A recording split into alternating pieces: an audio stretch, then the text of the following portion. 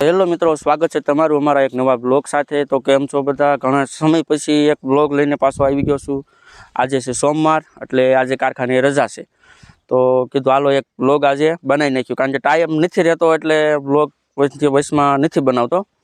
તો આજે ફાઇનલી નક્કી કરી જ લીધું કે આજે બ્લોગ બનાવવો જ છે, પણ બપોર પછી સ્ટાર્ટ કર્યો છે। તો હાલો વિડીયોમાં કન્ટિન્યુ બનાવી રહ્યો। આજે તમને એવી જગ્યાએ લઈ જવાના છે કે પહેલાં અમારા ગામમાં ઘણા વર્ષ પહેલાં સિસોડા હાલતા હતા, જે આપણે શેવડી જે આવે ને ગોળ બનાવવાના।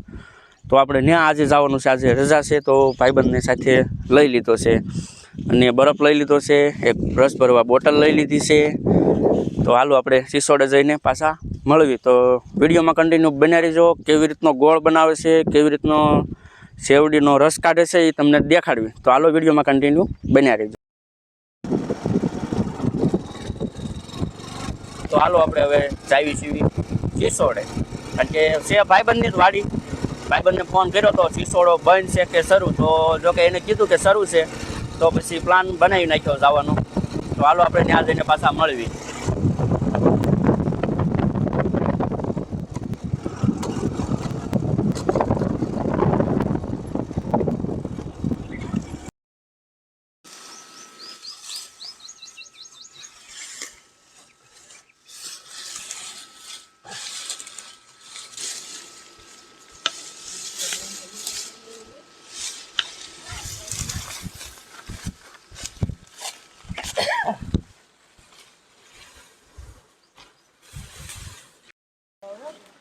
તો મિત્રો આવી ગયા છીએ સિસોડે, અને જો આ સિસોડો શરૂ કરે છે। હવે અમે આવ્યા ત્યારે જો કે બંધ હતો, તો હવે તમને દેખાડવી કે કઈ રીતનો ગોળ બને છે અને કઈ રીતનો રસ કાઢે છે।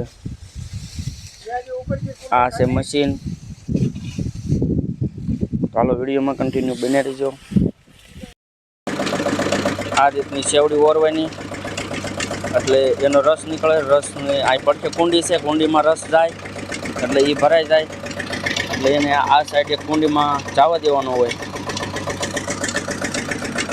તો જો આ રીતનું કાંઈક મશીન છે મિત્રો। જો આ ભાઈ જે બેઠા ત્યાં વારી ઓરવાની, વારી એની ભાષામાં એ વારી કે, એટલે ત્યાં તાપ કરવાનો, અને આ બાજુ કુંડ છે, એની નીચે તાપ થાય એટલે રસ ગરમ થાય એટલે એનો ગોળ બને। તો જો આવી રીતનો કાંઈક સિસોડો છે, અહીંયા તાપ કરે।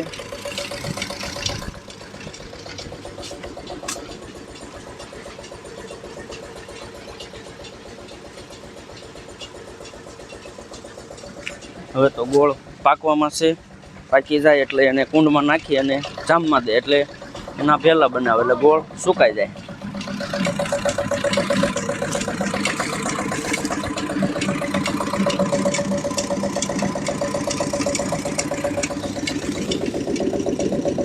અને નીચે તો કાંઈ દેખાતું નથી।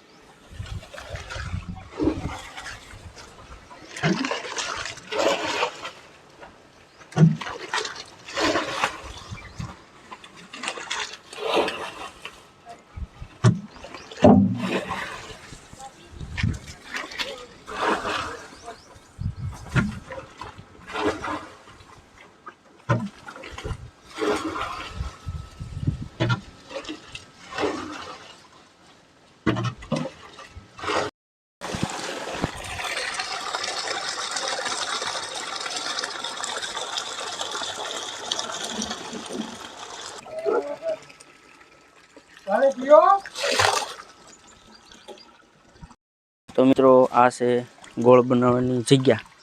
જો આ પહેલું કુંડ છે, એમાં શેવડીનો રસ પહેલાં નાખવાનો, પછી થોડોક પાકી જાય એટલે બીજા ઓલામાં નાખે, અને પછી ત્રીજા ઓલામાં નાખે, એટલે જો આમાં ગોળ બને।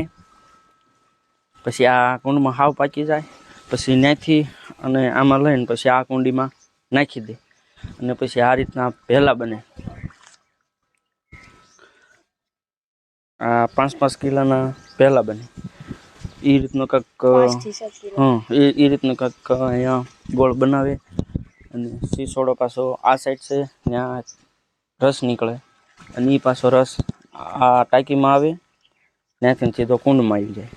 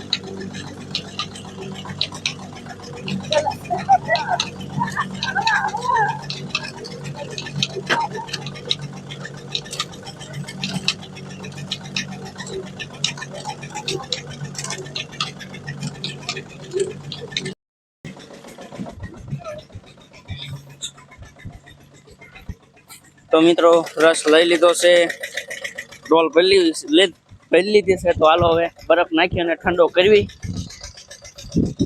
નાને બોટલ ભરવાની તાર ભરવાની છે ને.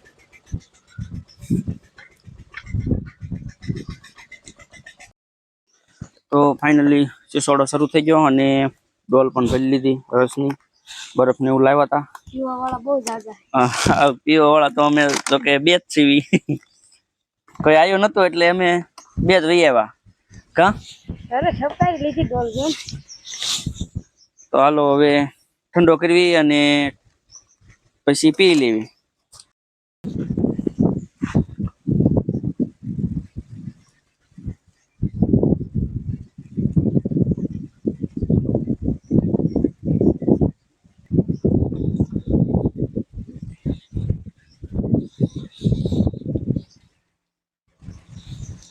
આજુબાજુમાં જો વિડીયો કોઈ જોતા હોય તો આવજો રસ પીવા.